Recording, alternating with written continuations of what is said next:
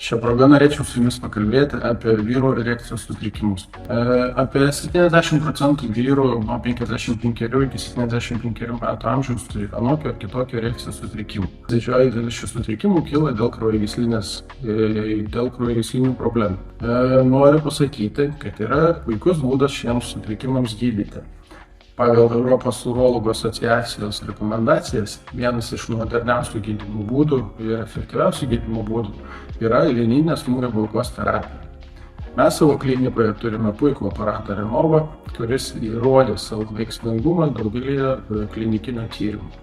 Kviečiu visus vyrus, kurie turi vienokį ar kitokį erekcijos sutrikimų, ar galvoja, kad tai įtakoja jų gyvenimo kokybę, ar nori pagerinti esamą sveikatos būklę, registruotis gydytojo urologo konsultacijai.